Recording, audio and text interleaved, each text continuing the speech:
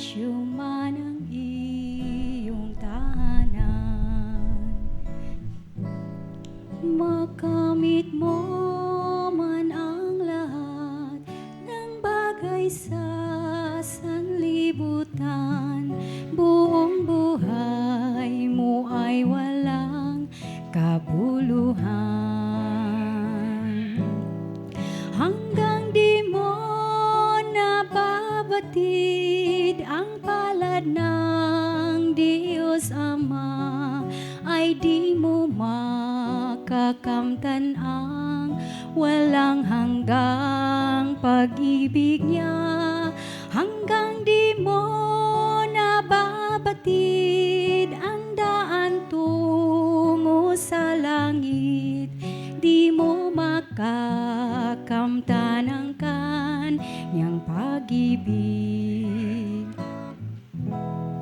Kung sa lupang ito ay maging tanyag ka, maging bata at matanda'y kilala ka, ngunit di mo namamasdan si Jesus na namukhaan. Lahat ng ya'y pawang walang kabuluhan, hanggang di mo nababatid ang palad ng Diyos Ama, ay di mo makakamtan ang walang hanggang pag-ibig niya. Hanggang di mo nababatid ang daan tungo sa langit, di mo makakamtan ang kanyang pag-ibig. Kung nasa'yo man ang lakas at talino,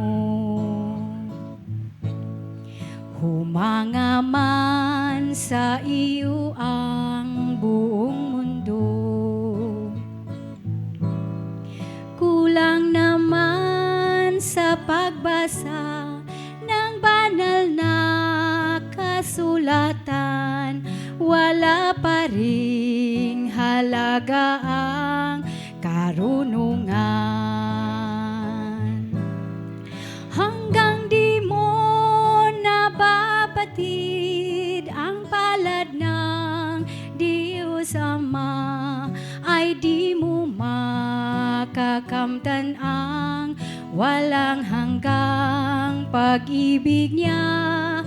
Hanggang di mo nababatid ang daan tungo sa langit, di mo makakamtan ang kanyang pag-ibig. Hanggang di mo nababatid ang daan tungo sa langit, di mo makakamtan ang kanyang pag-ibig.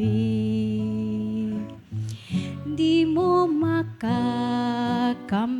ang kanyang pag-ibig.